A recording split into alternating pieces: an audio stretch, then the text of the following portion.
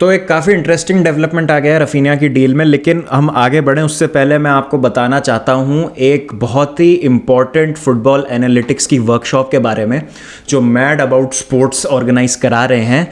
ये वर्कशॉप जो है ये आपके लिए अटेंड करना बहुत ज़्यादा ज़रूरी है अगर आप फुटबॉल एनालिटिक्स में अपना करियर बनाना चाहते हैं। तो ये जो वर्कशॉप है ये 2 और 3 जुलाई को होगी। सारे लपाटे भी इसको अटेंड करेंगे, मैं भी इसका एक पार्ट होने वाला हूँ क्योंकि मैं भी काफ़ी इंटरेस्टेड हूँ सीखने में कि क्या बेसिक्स होते हैं, किस तरीके से जो है फुटबॉल एनालिटिक्स को आप स्टडी कर सकते हैं और कैसे जो है आगे आप बढ़ सकते हैं इस फील्ड में। ना केवल फुटबॉल बट क्रिकेट और बाकी बहुत सारे स्पोर्ट्स में भी मैड अबाउट स्पोर्ट्स आपको इस तरीके की एक्सपर्टीज प्रोवाइड करती है। और आप अगर इसमें अपना फ्यूचर देखते हैं और किसी बड़ी टीम, एक बड़े नाम के साथ आप जुड़ के काम करना चाहते हैं तो प्लीज़ जो लिंक दिया हुआ है डिस्क्रिप्शन पे उस पे जाएं और रजिस्टर कीजिए इस वर्कशॉप में। और रजिस्ट्रेशंस के साथ आप बहुत सारे जो एक्स्ट्रा बेनिफिट्स हैं उनको भी आप पा सकते हैं और डेफिनेटली आपको एक इंडस्ट्री एक्सपर्ट्स की तरफ से इंसाइट तो मिलेगा ही कि फुटबॉल एनालिटिक्स की जो दुनिया है वो किस तरीके से काम करती है। तो प्लीज़ ये अपॉर्चुनिटी मिस मत कीजिए और प्लीज़ अभी रजिस्ट्रेशन करवाइए। तो कल जो रात को हमने लाइव स्ट्रीम करी थी उसमें हमने डिस्कस किया था कि कैसे बार्सिलोना जो है एक लास्ट डिच अटेम्प्ट कर रही है रफीनिया को साइन करने का, despite Chelsea agreeing terms with Leeds United. जो पर्सनल टर्म्स थी रफीनिया के साथ वो रह गई थी। और अभी अगर मैं बात करूँ पर्सनल टर्म्स की तो ब्रॉडली एक ऑफर जो है वो आगे रख दिया गया है रफीनिया के सामने टेबल पे, which is 115,000 pounds per week की सैलरी। 5 साल का कॉन्ट्रैक्ट होगा with a option of extending 1 साल के लिए, और तो 6 साल का आप कह सकते हैं 5+1 का कॉन्ट्रैक्ट है। बाद में ये बात पता चली कि डेको गए थे और ऑब्वियसली उनकी चॉइस है कि बार्सिलोना जाएं। रफीनिया डेफिनेटली बार्सिलोना प्रेफरेंस है उनकी क्योंकि जो पर्सनल टर्म्स थी वो काफ़ी पहले से अग्री हो गई थी between Barcelona and the player which is Raphinha. तो यहाँ पर डेको ये पता करना चाह रहे थे कि क्या बार्सिलोना चेल्सी की बिड को मैच कर सकती है जो 65 मिलियन यूरोज़ या 55 मिलियन पाउंड्स, जिस भी तरीके से आप इसको बोलना चाहें, जो लीड्स डिमांड कर रही है, क्या उस बिड को बार्सिलोना मैच कर पाएगी। आज जो है वो डेको और चेल्सी के रिप्रेजेंटेटिव्स की आपस में मीटिंग है, उसमें जो चीज़ें काफ़ी क्लियर होंगी कि क्या स्टांस है डेको का, रफीनिया का क्या स्टांस है। चेल्सी ने तो अपनी सीरियसनेस दिखा दी है, मतलब उन्होंने कर दिया अपना काम और टॉड बोली को बहुत ज़्यादा क्रेडिट है यहाँ पे। चेल्सी के पूरे जितने भी मतलब लोग इन्वॉल्व हुए होंगे इस ट्रांसफ़र में सबको बहुत ज़्यादा क्रेडिट है कि इतनी जल्दी आपने जो है ये डील अपने फेवर में कर ली। लेकिन अभी बार्सिलोना का जो इंटरेस्ट है वो काफ़ी ज़्यादा स्ट्रॉन्ग है, दोनों जो हैं वो आ जाएंगे चेल्सी, तो इस तरीके का कॉन्फिडेंस थोड़ा आ रहा है। लेकिन अगर मैं अटैक की बात करूं, अगर रफीनिया नहीं आते हैं तो कौन आएगा? तो रहीम स्टर्लिंग तो ठीक है, हम एक बार साइड में रख देते हैं कि रहीम स्टर्लिंग तो होगा ही होगा। 2 जो और प्लेयर हैं जिनसे चेल्सी का लिंक आया है, जो कि एक काफ़ी स्ट्रॉन्ग था कुछ समय पहले और जो कि अभी कुछ 1 वीक पहले ही सरफेस हुआ है। तो पहली मैं बात कर रहा हूँ उस्मान डेम्बेले की और दूसरा नाम है नेमार।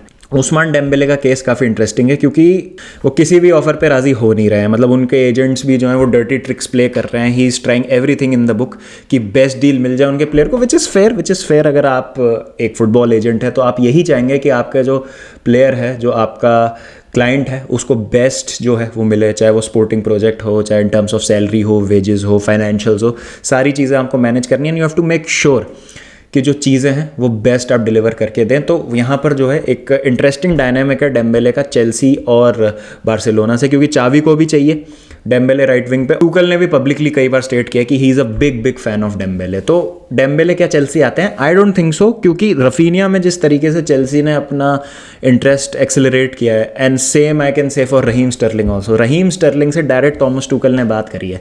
अब कोई मैनेजर किसी प्लेयर से डायरेक्ट तभी बात करता है जब उसको सीरियसली वो प्लेयर उसके क्लब में, उसके सिस्टम में चाहिए होता है। तो अगर रफीनिया और रहीम स्टर्लिंग आ जाते हैं तो डेम्बेले का कोई चांस नहीं है।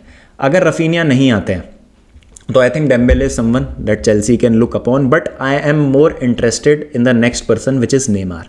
अब नेमार के साथ काफ़ी इंटरेस्टिंग चीज़ हुई, हमने कल भी वीडियो में डिस्कस करा था कि थियागो सिल्वा जो हैं उन्होंने ओपनली बोल दिया एक इंटरव्यू में कि I want Neymar at Chelsea, और अगर नेमार आते हैं चेल्सी तो काफ़ी अच्छा होगा। It has to happen and we hope it comes to fruition, ये उनके वर्ड्स थे। तो अगर हम बात करें कि कौन से क्लब हैं जो रियलिस्टिकली नेमार को साइन कर सकते हैं, तो उसमें से डेफिनेटली एक नाम चेल्सी का भी है।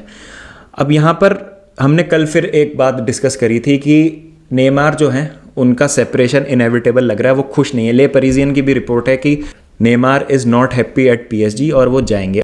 और अब ये तक कंसिडर करने लग रही है पीएसजी कि अगर नेमार जाते हैं तो उनको लोन पे भी वो भेज देंगे और जो मेजर चंक ऑफ सैलरी है वो भी जो है वो पीएसजी खुद पे कर देगी नेमार के लिए। तो ये एक बहुत बड़ा इंटरेस्टिंग डेवलपमेंट है।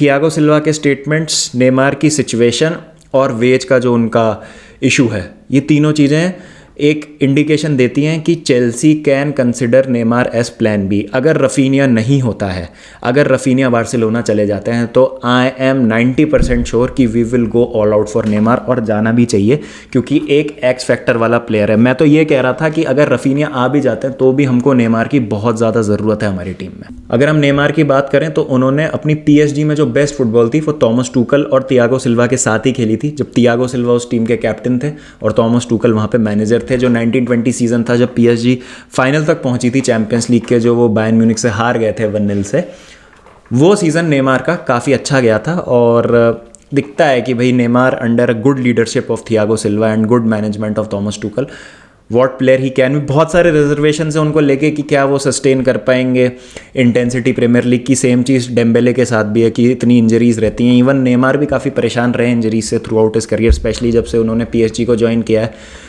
काफ़ी सारे मैचेस उन्होंने मिस करे इंजरीज से, और फिर बैगेज भी बहुत ज़्यादा आता है नेमार के साथ। वो सारी चीज़ें होती हैं। लेकिन यहाँ अगर मैं गैम्बल लेने की बात करूँ, अगर आपके पास लोन पे नेमार को साइन करने का ऑप्शन है जबकि रफीनिया आपके पास आ नहीं रहा है, तो उसमें ख़राब बात क्या है? मतलब मेरे हिसाब से तो उसमें कुछ गलत नहीं है। अगर आपको सैलरी भी नहीं पे करनी और आपको ऐसे प्लेयर के साथ काम करने का मौका मिल रहा है जिसका एक्स मैनेजर अभी करंटली आपके क्लब को मैनेज कर रहा है, जिसके अंडर उस प्लेयर ने सबसे अच्छी फुटबॉल खेली थी अपने, तो इससे बेहतर कोई बात हो नहीं सकती। फिर थियागो सिल्वा के जो स्टेटमेंट्स हैं उससे खासा कॉन्फिडेंस आता है, और सारे चेल्सी फैन सोच रहे होंगे कि यार अभी ऑफ सीज़न में भी दोनों जो हैं एक अवार्ड सेरेमनी में साथ दिखे थे, सेल्फी वगैरह डाली है दोनों ने, इंस्टाग्राम पे पोस्ट वगैरह किया है, दोनों साथ है। तो क्या थियागो सिल्वा ने डिस्कशन करी होगी नेमार के साथ इस बारे में?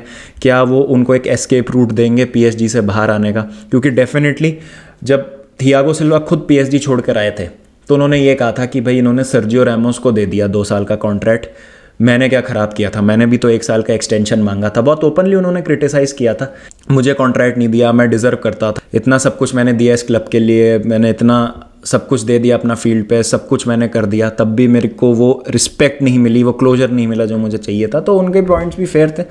तो वो एक चीज़ है जो आई थिंक डिस्कस करेंगे थियागो सिल्वा ज़रूर की होगी नेमार के साथ। अब उसका रिजल्ट क्या निकलता है। और फिर मैं एक बात बोलूँगा, Thiago Silva is like an assistant manager to Thomas Tuchel. मतलब अगर आप देखेंगे ना, थॉमस टूकल बहुत पसंद करते हैं थियागो सिल्वा को, एंड इट्स लाइक कि एक तरीके से वो मैनेजर ऑन द फील्ड है उनके लिए। तो लगता तो है कि इसमें कुछ दम है, लेकिन नेमार टू चेल्सी में फॉर श्योर तभी बोलूँगा जब रफीनिया नहीं होता। अगर रफीनिया हो जाता है, वो जो लग रहा है कि हो जाना चाहिए, तो आई थिंक नेमार थोड़ा सा फिर will take a back seat, क्योंकि फिर अब हम फोकस करेंगे नेथन आके पे, डिलीट पे, कूलेबाली, कुंडे, इन 4 में से कौन से 2 सेंटर बैक है जो हमको लाने हैं। और फिर एक विंग बैक का भी हमको बैकअप चाहिए रीस जेम्स के लिए राइट विंग बैक पे। तो वो सारी चीज़ें हैं। तो ये कुछ पॉइंट्स थे जो मैं सोचा कि शायद मैंने कल एड्रेस नहीं किए थे सही से, जो इनको मैं डिटेल में बात नहीं कर पाया था। आप मुझे बताएं आपको क्या लगता है कि should Chelsea go for Neymar अगर वो रफीनिया साइन नहीं करते, या नेमार के लिए तो जाना ही चाहिए अगर वो फ्री में अवेलेबल है। और बार्सिलोना से भी लिंक है नेमार का, मैं उसमें मना नहीं कर रहा, लेकिन क्या बार्सिलोना को भी इंटरेस्ट अब थोड़ा सा अपना रैंप अप करना चाहिए इसमें। तो चलिए गाइस, फिर मिलते हैं नेक्स्ट वीडियो के साथ। जब तक अपना ध्यान रखें, टेक केयर एंड पीस।